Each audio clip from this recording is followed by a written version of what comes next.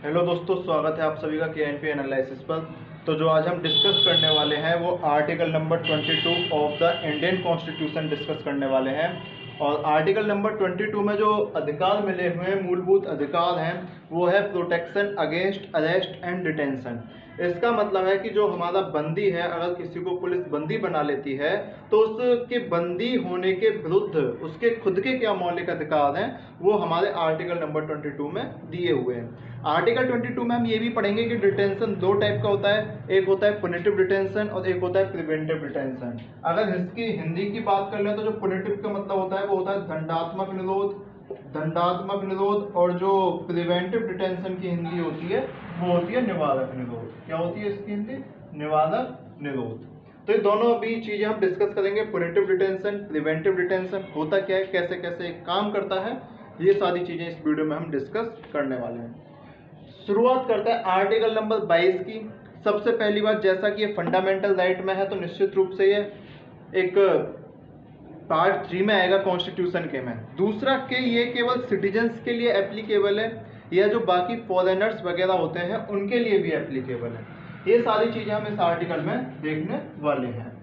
बात करें, शुरुआत करें तो आर्टिकल नंबर 22 सिटीजन के लिए हमने, यानी कि भारत के नागरिकों के लिए हमने केवल 5 आर्टिकल पढ़े हुए हैं।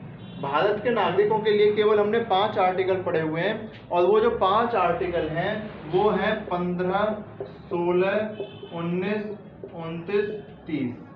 अब कॉमन सी बात है, इस 5 में आर्टिकल नंबर 22 का तो नाम कहीं आया नहीं, यानी कि इसका मतलब है कि ये केवल नागरिकों तक ही सीमित नहीं है। आर्टिकल 22 जो है वो नागरिक प्लस फॉरेनर्स, यानी कि जो विदेश के लोग हमारे यहाँ पर रहते हैं सभी के लिए एप्लीकेबल है। तो ये सिटीजन्स के लिए भी एप्लीकेबल है, नागरिकों के लिए भी, और ये फॉरेनर्स के लिए भी एप्लीकेबल है। फॉरेनर्स भी दो टाइप के हो सकते हैं आपके। एक हो सकते हैं फॉरेनर्स में फ्रेंड, एक तो हो सकते हैं फ्रेंड, मान लो जैसे रसिया यूएसए के लोग हो गए, और एक हो सकते हैं एनेमी। फ्रेंड तो निश्चित रूप से जैसे रसिया हो गया, यूएसए हो गया, मालदीव्स हो गया, ये तो फ्रेंड में आ जाते हैं। एनेमी में कौन कौन से आते हैं, यानी शत्रु वाले देश में कौन कौन से देश आते हैं? तो जिसके साथ पाकिस्तान चाइना नहीं, पाकिस्तान चाइना जो है वो एनेमी कंट्री नहीं है।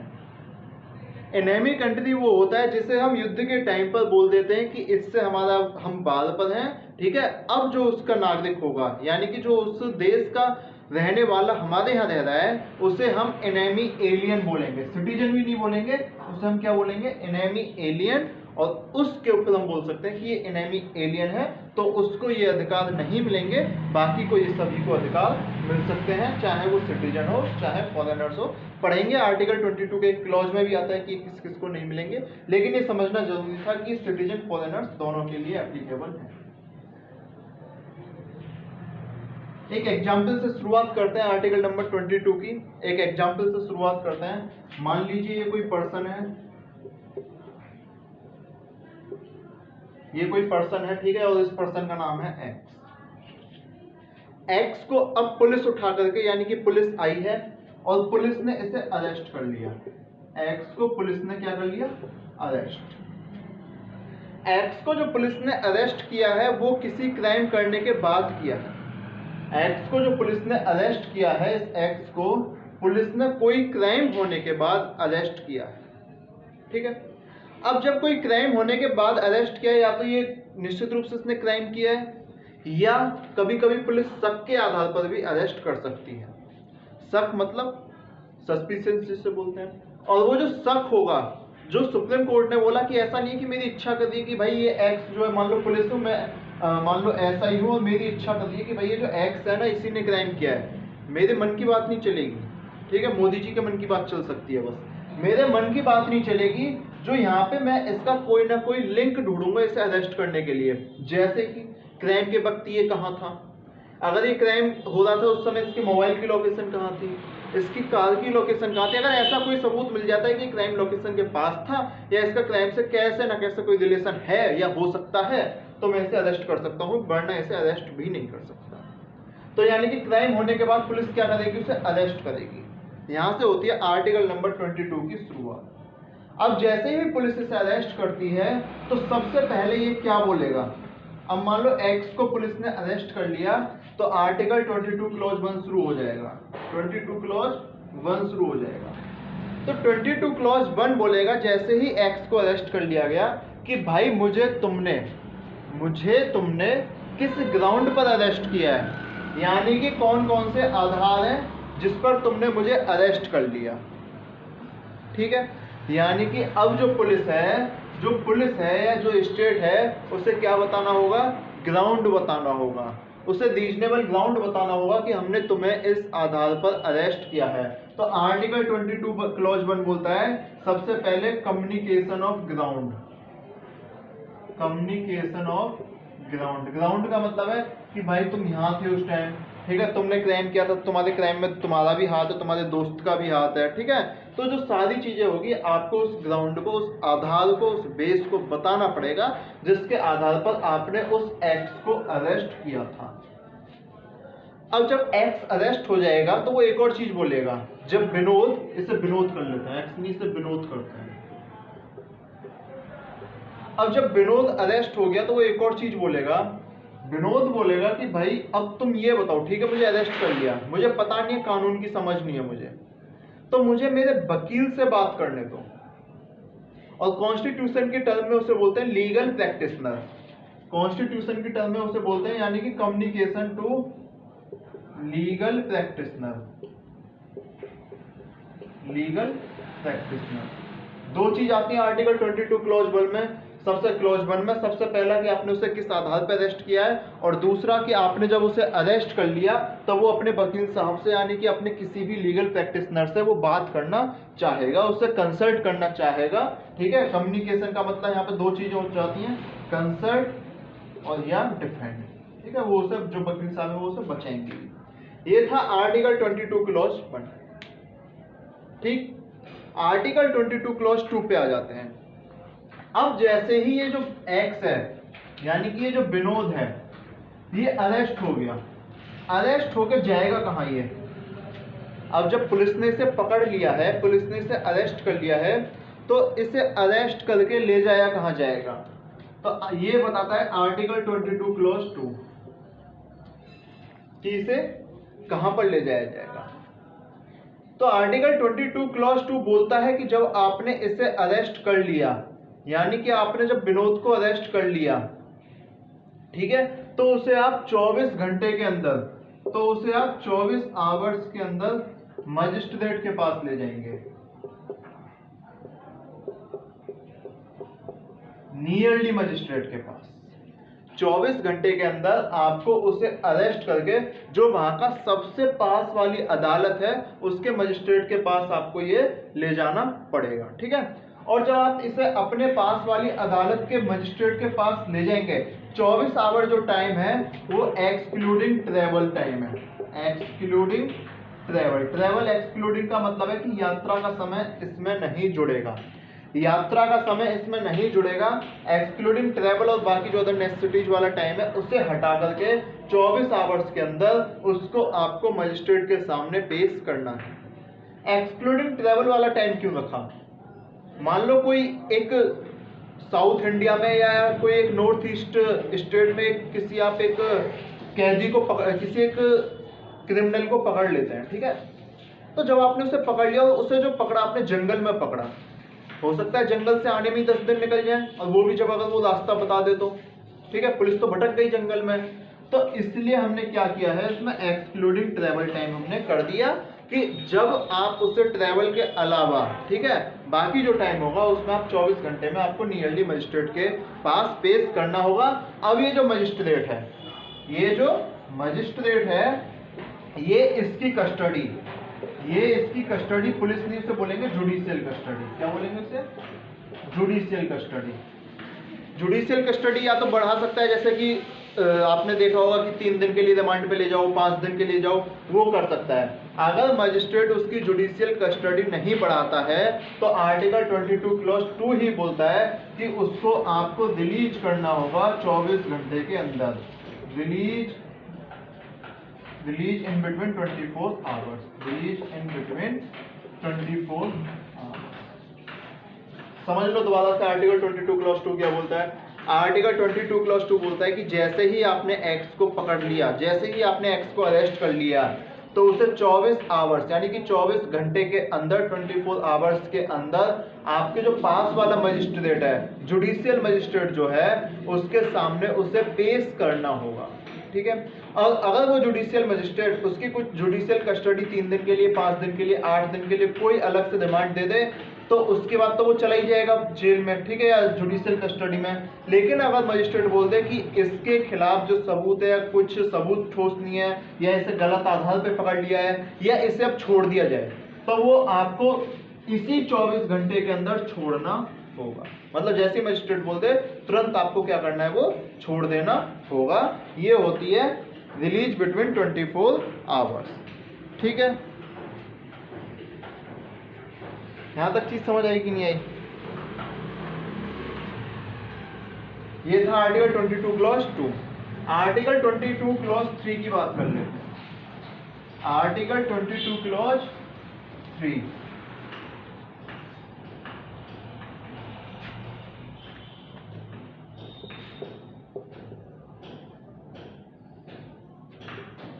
अब देखो, आपने जो एक्स है यानी कि जो विनोद है, उसे अरेस्ट तो कर लिया, उसे अरेस्ट तो कर लिया, लेकिन अब बात यह है कि ये वाली कंडीशन यानी कि जो आर्टिकल 22 क्लॉज 1 और 22 क्लॉज 2 हमने पढ़ा, ये लागू किस किस पर होते हैं, या लागू अगर मैं बोलूं किस किस पर नहीं होते, तो जिस पे नहीं होते उसके अलावा सब पे लागू हो जाएंगे।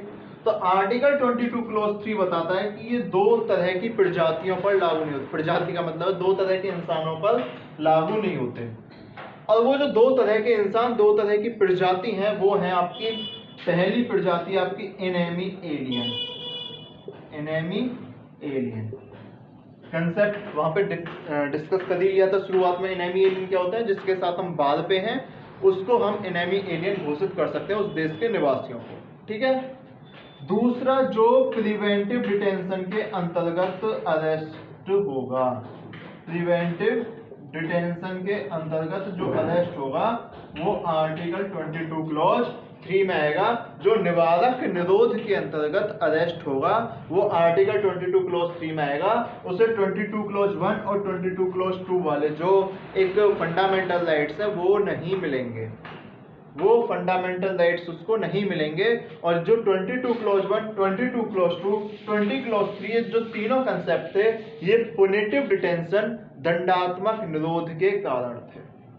एक और चीज यहीं पे डिस्कस कर लेते हैं। तो 22 क्लॉज 3 में यह है कि एनेमी एलियंस और प्रिवेंटिव डिटेंशन के खिलाफ ये 22 क्लॉज 1, 22 क्लॉज 2 लागू नहीं होंगे। ठीक है, ये आर्टिकल 22 क्लॉज 3 में दे रखा है। आर्टिकल 22 2 पार्ट में बांटा हुआ है, जैसे मैंने आपको पहले बोला था, पुनिटिव डिटेंशन, प्रिवेंटिव डिटेंशन। 2 पार्ट में बांटा हुआ था ये, पुनिटिव और प्रिवेंटिव। यानी कि ये दंडात्मक हो गया, दंडात्मक निरोध, और ये निवारक निरोध। इसमें हमने 3 आर्टिकल पढ़ चुके हैं, 22 क्लॉज 1, क्लॉज 2, क्लॉज 3। अब जो मैं इसमें बताना चाह रहा हूं, ये जो पुनिटिव डिटेंशन है ये केवल क्रिमिनल लॉज के लिए एप्लीकेबल है। ये केवल क्रिमिनल लॉज के लिए एप्लीकेबल है। मतलब क्या है इसका कि अगर आप कोई क्राइम करते हो तो ही आपको आपके अरेस्ट का आधार बताया जाएगा या आपको 24 घंटे के अंदर मजिस्ट्रेट के सामने पेश किया जाएगा, ये सारी चीजें होंगी। लेकिन अगर आप अपने टैक्स नहीं भरते हो और उस आधार पर आपको अरेस्ट किया गया है तो जरूरी नहीं है कि आपको 24 घंटे के अंदर मजिस्ट्रेट के सामने पेश किया जाए, आपको आधार बताया जाए, है ना। यह कोई सिविल लॉ है, ठीक है। आपने किसी की मतलब एक तरह से जमीन का कोई मैटर है, ठीक है ना। अगर किसी तरह का सिविल लॉ तो भी पुनिटिव डिटेंशन लागू नहीं होगा। पुनिटिव डिटेंशन केवल क्रिमिनल लॉज के लिए लागू होता है। 22 क्लॉज 1, क्लॉज 2, क्लॉज 3 हमने इसमें पढ़ चुके थे। एक और चीज, आर्टिकल नंबर 22 फंडामेंटल राइट नहीं है अगेंस्ट अरेस्ट एंड डिटेंशन। अगर आपसे कोई पूछे कि fundamental right against arrest and detention, यानी कि किसी के खिलाफ अरेस्ट होने का और जेल में जाने के विरुद्ध कौन सा मौलिक अधिकार है, कोई सा मौलिक अधिकार नहीं है। पुलिस आपको अरेस्ट तो कर सकती है ना, अरेस्ट के टाइम पे ये अधिकार शुरू होते हैं। जैसे ही आप अरेस्ट हुए, इस टाइम पे आप अरेस्ट हुए, यहां से आपका आर्टिकल 22 शुरू होगा, इससे पहले आपका आर्टिकल 22 शुरू नहीं होगा। CDS में ये क्वेश्चन आया था कि आर्टिकल 22 कब इंप्लीमेंट होता है, तो at the moment when you are arrested, जिस मोमेंट पर आपको अरेस्ट किया जाता है उस समय आर्टिकल नंबर 22 का जो इंप्लीमेंटेशन है वो शुरू होता है। पुनिटिव डिटेंशन की बात करता हूं, प्रिवेंटिव डिटेंशन पढ़ लेते हैं।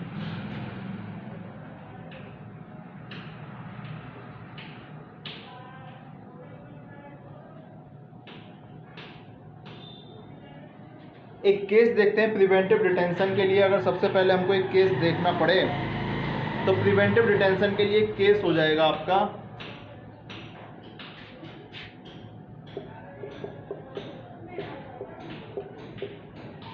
साईं बाबा, वो वाले नहीं, शिरडी वाले नहीं। ये साईं बाबा जो थे DU में प्रोफेसर थे, DU में प्रोफेसर थे। पुलिस आई, DU कैंपस में घुसी, इन पे कंबल डाला और इनको उठा करके ले गई। इन पे कंबल डाला और इनको उठा करके ले गई। पहला, ना तो इन्हें अरेस्ट का ग्राउंड बताया गया, ना तो इनको अरेस्ट का ग्राउंड बताया गया जो आर्टिकल 22 क्लॉज 1 कहता है, ना ही इन्हें वकील से बात करने दी, नो लीगल प्रैक्टिस,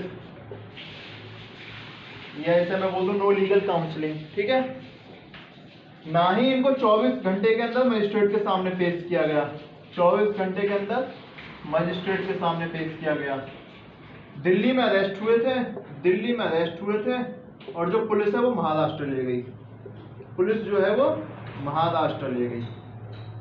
अब बताइए इनके फंडामेंटल राइट का वायलेशन हुआ कि नहीं हुआ? ना तो इनको ग्राउंड बताया गया है अरेस्ट का कि इनका ग्राउंड कौन सा है, ना ही इनको किसी वकील से बात करने दी गई है, ना ही इनको 24 घंटे के अंदर मजिस्ट्रेट के सामने पेश किया गया है।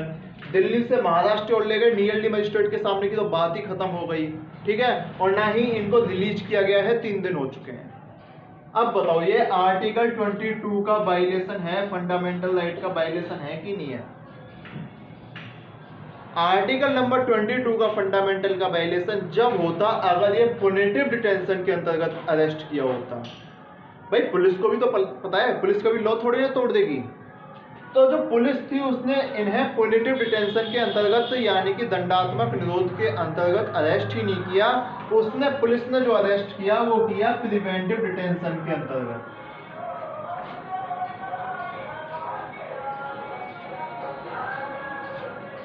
पुलिस ने जो इन्हें अरेस्ट किया प्रिवेंटिव डिटेंशन के अंतर्गत इन्हें अरेस्ट किया, प्रिवेंटिव डिटेंशन, हिंदी बोले तो निवारक निरोध।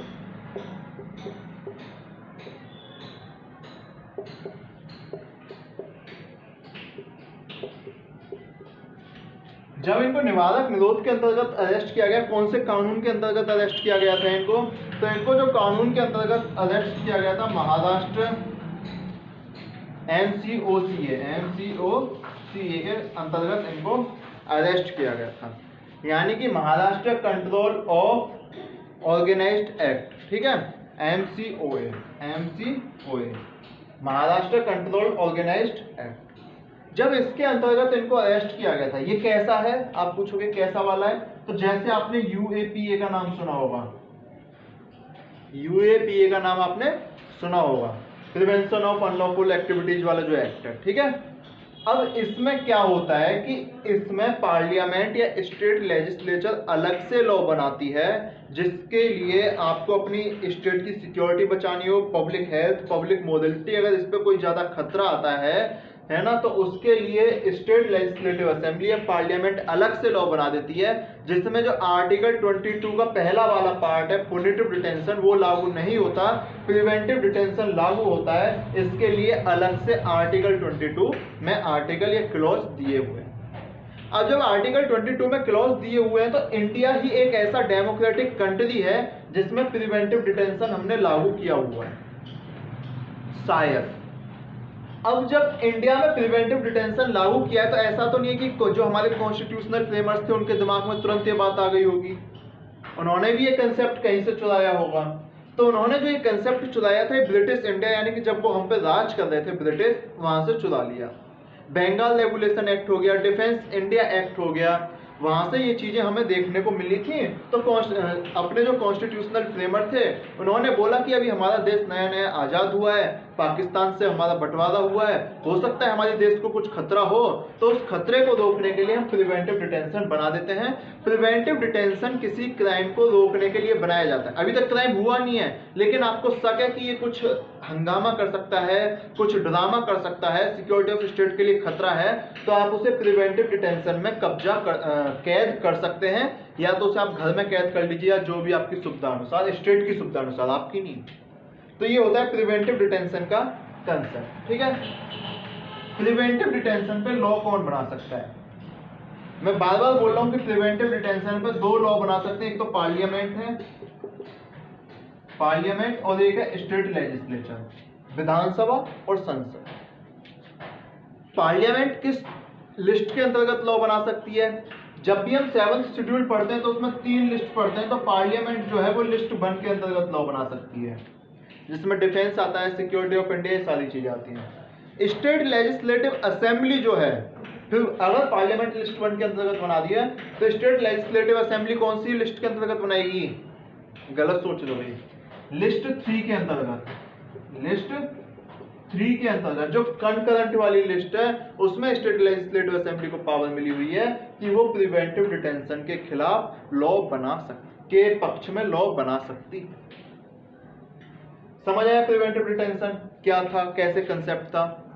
ठीक है, इसमें अब आर्टिकल्स की बात कर लेते हैं, क्लॉजेस की बात कर लेते हैं कि आर्टिकल 22 में क्या दिया हुआ है। आर्टिकल 22 क्लॉज 3 तक हम पढ़ चुके थे। आर्टिकल 22 क्लॉज 4 की बात कर लेते हैं। आर्टिकल 22 क्लॉज 4 बोलता है कि जैसे ही आपका डिटेंशन होगा, आर्टिकल 22 क्लॉज 4 बोलता है कि जैसे ही आपका डिटेंशन होगा, तो जिस व्यक्ति को आपने प्रिवेंटिव डिटेंशन के अंतर्गत रखा है, जिस पर्सन को आपने प्रिवेंटिव डिटेंशन यानी कि निवारक निरोध के अंतर्गत रखा है, उसे आप 3 महीने तक प्रिवेंटिव डिटेंशन के अंतर्गत रख सकते हैं। उसे आप 3 महीने तक प्रिवेंटिव डिटेंशन के अंतर्गत रख सकते हैं, और उसका टाइम पीरियड आप बढ़ा नहीं सकते। एक्सेप्शन, टाइम पीरियड बढ़ा तो नहीं सकते, लेकिन एक अपवाद है, एक अपवाद यानी कि एक एक्सेप्शन है, और वो एक्सेप्शन ये है कि अगर आप उसका 3 महीने का टाइम पीरियड प्रिवेंटिव डिटेंशन में बढ़ाना चाहोगे तो आपको एक एडवाइजरी बोर्ड होता है, एक एडवाइजरी बोर्ड होता है, उससे परमिशन लेनी पड़ेगी, उससे परमिशन लेनी पड़ेगी।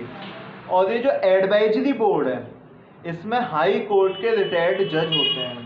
इसमें एडवाइजरी बोर्ड में होता कौन है? रिटायर्ड जज ऑफ हाई कोर्ट, रिटायर्ड जज ऑफ हाई कोर्ट। ये कहता है आपका 22 क्लॉज 4। समझे कि नहीं? आर्टिकल 22 क्लॉज 4 बोलता है कि अगर आपने किसी को प्रिवेंटिव डिटेंशन के अंतर्गत रख लिया तो उसे आप मैक्सिमम 3 महीने तक रख सकते हो, लेकिन अगर उसे आपकी टाइम लिमिट 3 महीने से ज्यादा बढ़ानी है तो आपको एडवाइजरी बोर्ड से परमिशन लेनी पड़ेगी। और वो जो एडवाइजरी बोर्ड है वो रिटायर्ड जज ऑफ हाई कोर्ट की एक कमेटी होती है, जिसे गठित कौन करता है एडवाइजरी बोर्ड को? पार्लियामेंट। जिसे गठित कौन करता है एडवाइजरी बोर्ड को? पार्लियामेंट उसे गठित कर देती है, यानी कि संसद उसका निर्माण करती है। 22 क्लॉज 4 हो गया। 22 क्लॉज 5 की बात कर लेते हैं।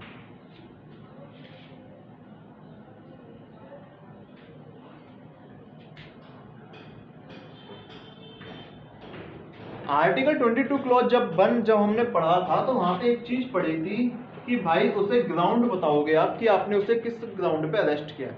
22 क्लॉज 5 में भी यही है कि आपको ग्राउंड बताना होगा, ground of detention, ground of detention, कि आपने उसे किस आधार पर डिटेंशन किया है। और जिस पर्सन को डिटेंशन करते हैं उसे बोलते हैं डिटेन टू। उसे क्या बोलते हैं?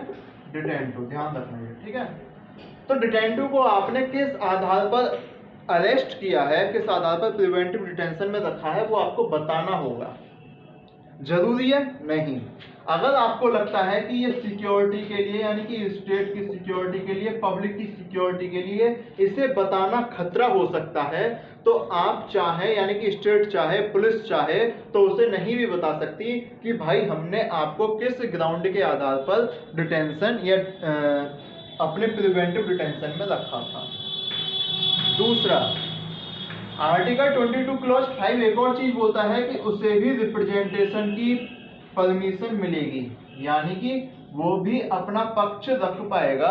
एडवाइजरी बोर्ड जो है वो ही इसकी जांच करती है, पूरी इंक्वायरी करती है, तो रिप्रेजेंटेशन का भी उसे अधिकार मिला हुआ है कि भाई अगर आपको प्रिवेंटिव डिटेंशन में रखा गया है तो आप अपने बारे में अपना क्या पक्ष रखना चाहते हैं, वो भी आर्टिकल 22 क्लॉज 5 के अंतर्गत अधिकार मिला हुआ। समझ आया 22 क्लॉज 5। बात कर लेते हैं कि 22 क्लॉज 6। ये 22 क्लॉज 6 में ही है कि आपकी सिक्योरिटी वगैरह स्टेट जो है वो 22 क्लॉज 6 में, ठीक है। 22 क्लॉज 5 में ग्राउंड ऑफ डिटेंशन और रिप्रेजेंटेशन हो गया। ये चीज समझ आई कि नहीं आई? ये चीज समझ आई कि नहीं आई? तो ये था 22 क्लॉज 5 और 22 क्लॉज 6 हो गया। थोड़ा सा दोबारा से समझ लो। 22 क्लॉज 5 में ये दो चीजें हैं। 22 क्लॉज 5 में दो चीजें हैं कि आपको किस आधार पर डिटेंशन किया गया है वो आपको ग्राउंड बताना पड़ेगा, और आपको एडवाइजरी बोर्ड जो है उसके सामने, यानी कि आपको भी अपना पक्ष रखने का अधिकार मिलेगा। ये था 22 क्लॉज 5। 22 क्लॉज 5। 22 क्लॉज 6 जो मैंने पहले बता दिया आपको, 22 क्लॉज 6 बोलता है कि ये जो ग्राउंड ऑफ डिटेंशन है, अगर आप चाहो तो ना बताओ, क्योंकि सिक्योरिटी ऑफ स्टेट को अगर खतरा है तो ये आप चाहकर भी, पुलिस जो है चाहे तो नहीं बताएगी कि हमने क्यों अरेस्ट किया है। ये था 22 क्लॉज 6। समझ आया? 5 में दो चीजें, 6 में exception. 22 clause 7। 22 clause 7 specially parliament, यानी कि संसद से रिलेटेड है। स्पेशली पार्लियामेंट से रिलेटेड है, ठीक है। सबसे पहली बात, पार्लियामेंट इसमें क्या क्या कर सकती है? इसमें तीन चीजें दे रखी हैं, ए बी सी। 22 क्लॉज 7 में मैंने आपसे बोला था जब 22 क्लॉज 4 की बात कर रहे थे कि आप किसी को भी 3 महीने से ज्यादा प्रिवेंटिव डिटेंशन में नहीं रख सकते। अगर आप किसी को 3 महीने से ज्यादा प्रिवेंटिव डिटेंशन में रखोगे तो आपको एडवाइजरी बोर्ड की परमिशन लेनी पड़ेगी। लेकिन कौन से केसेस होंगे जिसमें हम 3 महीने से ज्यादा रख सकते हैं या नहीं रख सकते?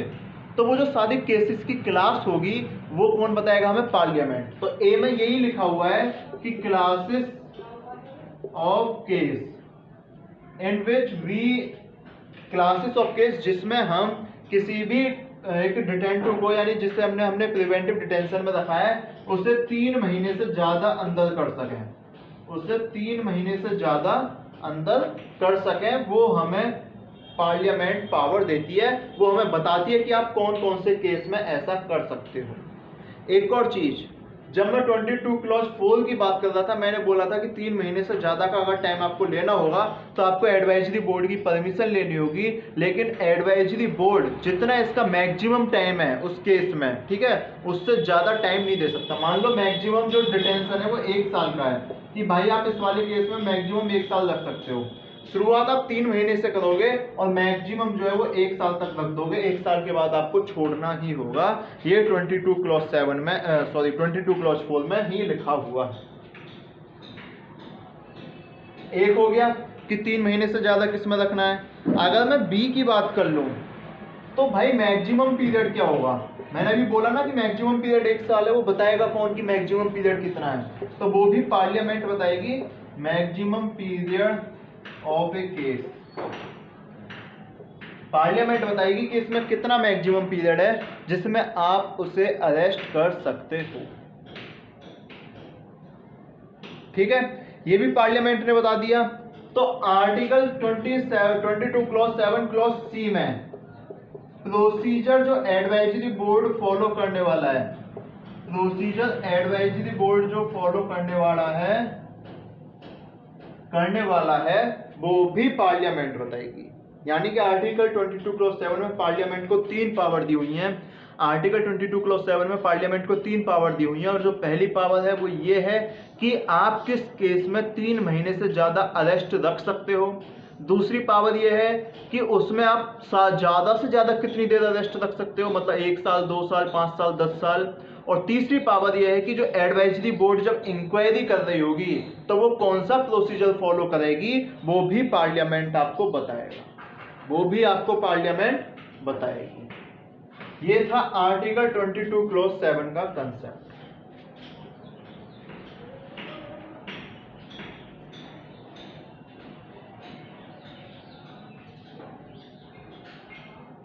मेरे हिसाब से आर्टिकल नंबर 22 जो है वो खत्म हो चुका है। ठीक है, आर्टिकल 22 में ऐसा कुछ नहीं बचा जो आपको दोबारा डिस्कस करना था। एक बार दोबारा इसका रिवीजन कर लेते हैं। 20 क्लॉज 1 बोलता है कि भाई अगर आपने किसी को अरेस्ट कर लिया तो उसका अरेस्ट का ग्राउंड बताना पड़ेगा, और उससे जो उसका लीगल प्रैक्टिशनर है उसके सामने उसे काउंसिल या उससे कंसल्ट करने की आप परमिशन दोगे। कंसल्ट या डिफेंडेड बाय लीगल प्रैक्टिशनर, जो उसका वकील है। ठीक है, आर्टिकल 22 क्लॉज 2 क्या बोलता है कि आपको उसे, जब आपने उसे ऐसा कर लिया तो 24 आवर्स के अंदर आपको उसे मजिस्ट्रेट के सामने पेश करना पड़ेगा। 24 आवर्स के अंदर मजिस्ट्रेट के सामने पेश करना होगा, एक्सक्लूडिंग ट्रैवल वाला जो टाइम है। ठीक है, और अगर मजिस्ट्रेट उसे आगे की कस्टडी नहीं देता है तो उसे आपको छोड़ना पड़ेगा। आर्टिकल 22 क्लॉज 3 बताता है कि भाई आप ये आर्टिकल 20 क्लॉज 1 क्लॉज 2 किस किस पे लागू नहीं होता, तो वो हमने दो पढ़े थे। एक तो इनेमी एलियंस और दूसरा जिसका प्रिवेंटिव डिटेंशन है, निवारक निरोध में जो है, ये चीज पढ़ी थी। ये तीनों किसके लिए थे? पुनिटिव डिटेंशन के लिए। अभी डिफरेंस को बात कर लेंगे। 22 क्लॉज 4 क्या बोलता है कि प्रिवेंटिव डिटेंशन, यानी कि निवारक निरोध में आप 3 महीने से उसे ज्यादा अंदर नहीं रख सकते, और अगर आपको 3 महीने से ज्यादा अंदर रखना है तो आपको एडवाइजरी बोर्ड की जो परमिशन है वो लेनी पड़ेगी, और मैक्सिमम उतना रख सकते हो जितना पार्लियामेंट ने कानून बनाया हुआ है। 22 क्लॉज 5 क्या बोलता है? 22 क्लॉज 5 बोलता है कि आपको उसे ग्राउंड भी बताना होगा कि आपने उसे किस ग्राउंड पे अरेस्ट किया है, और आपको उसको रिप्रेजेंटेशन भी बतानी होगी। रिप्रेजेंटेशन यानी कि वो एडवाइजरी बोर्ड के सामने अपना पक्ष रख सके, ऐसा भी मौका देना होगा। 22 क्लॉज 6 क्या बोलता है? 22 क्लॉज 6 बोलता है कि जब आप ग्राउंड बता रहे हो तो अगर वो सिक्योरिटी के अगेंस्ट है तो जरूरी नहीं है कि आपको वो ग्राउंड बताना पड़े। एक्सेप्शन। 22 क्लॉज 7 लास्ट जो है वो क्या बोलता है?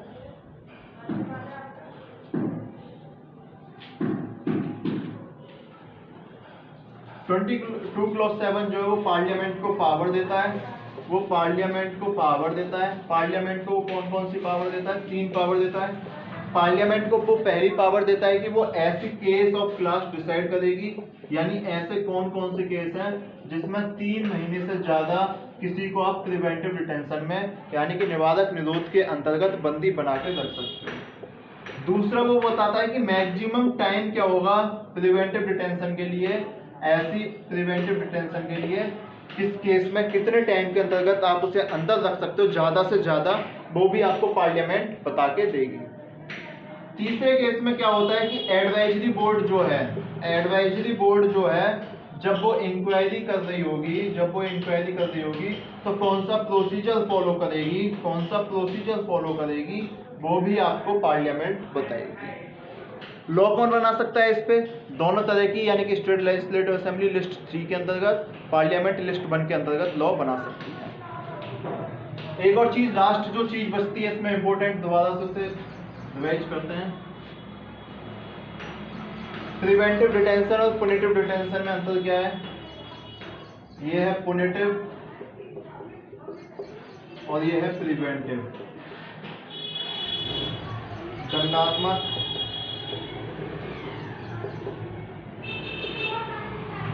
और निवारक। पहला पॉइंट ये है कि ये आफ्टर क्राइम, यानी कि जब आप क्राइम कर दोगे, जब आपको अरेस्ट करने के लिए भेजा जाएगा। ये बिफोर क्राइम है, ये बिफोर क्राइम है, ठीक है। दूसरा ये ऑर्डिनरी लॉ, ये ऑर्डिनरी लॉ यानी जो सीआरपीसी है, आईपीसी है, उसके तहत ही आप उससे अरेस्ट कर सकते हो, कर सकते हो। इसमें आपको लॉ बनानी पड़ेगी, इसमें आपको लॉ अलग से बनानी पड़ेगी, जैसे यूएपीए हो गया, मीसा हो गया, पोटा हो गया, कोफेप्सा हो गया, ये सारी लॉ इसमें आपको बनानी पड़ेंगी अलग से, ठीक है। पुनिटिव डिटेंशन में क्या होगा कि आपकी जो जुडिशियल अथॉरिटी, आपको ग्राउंड बताया जाएगा, वो सारी चीजें बताई जाएंगी, यानी कि आपको 24 आवर्स के अंतर्गत मजिस्ट्रेट के सामने पेश करना पड़ेगा। इसमें जरूरी नहीं है, इसमें जरूरी नहीं है कि आपको 24 घंटे के अंदर मजिस्ट्रेट के सामने पेश किया जाए, ठीक है। अगर इसमें आपका फंडामेंटल राइट वायलेट होता है तो आप हाई कोर्ट जा सकते हो आर्टिकल 226 के अंतर्गत, सुप्रीम कोर्ट जा सकते हो आर्टिकल नंबर 32 के अंतर्गत, इसमें आप नहीं जा सकते। तो ये थे कुछ पुनिटिव डिटेंशन और प्रिवेंटिव डिटेंशन के अंतर। बाकी अंतर हम डिस्कस कर चुके हैं, वो एक एक करके हमने बहुत सारे इसके अंदर डिस्कस किए हुए हैं, ठीक है। तो मेरे हिसाब से ये वीडियो आपकी अच्छी लगी होगी। आर्टिकल 22 जो है वो पूरी तरह से समझ आ गया होगा। एक और चीज, आर्टिकल जो 22 है वो भी आर्टिकल नंबर 21 यानी कि जो इसका पुनिटिव डिटेंशन वाला पार्ट है वो आर्टिकल 21 से रिलेटेड है, यानी कि राइट टू लाइफ से रिलेटेड है, और इसीलिए आर्टिकल 21 को फंडामेंटल ऑफ फंडामेंटल राइट्स बोला जाता है। ये था आज के लिए, ठीक है। तो अगर अभी तक आपने इस चैनल को सब्सक्राइब नहीं किया है तो चैनल को सब्सक्राइब कर दीजिएगा। अगर वीडियो अच्छी लगी हो और मेरे हिसाब से बहुत सारी चीज़ें आपकी क्लियर भी हुई होंगी, वीडियो को लाइक और शेयर नहीं किया है आपने तो वीडियो को लाइक शेयर कर दीजिएगा। बाकी जो भी आपकी कमेंट हो वो आप कमेंट बॉक्स में कर सकते हैं, और इस चैनल को अपने दोस्तों के साथ, बाकी अदर जो आपके तैयारी करने वाले युवा साथी हैं उनके साथ शेयर कीजिएगा। तो मिलते हैं नेक्स्ट वीडियो में अदर कंसेप्ट्स के साथ, और आर्टिकल 23 के साथ मिलेंगे नेक्स्ट वीडियो में। तो तब तक के लिए आप देखते रहिए KNP एनालिसिस, और कुछ भी। बहुत बहुत धन्यवाद।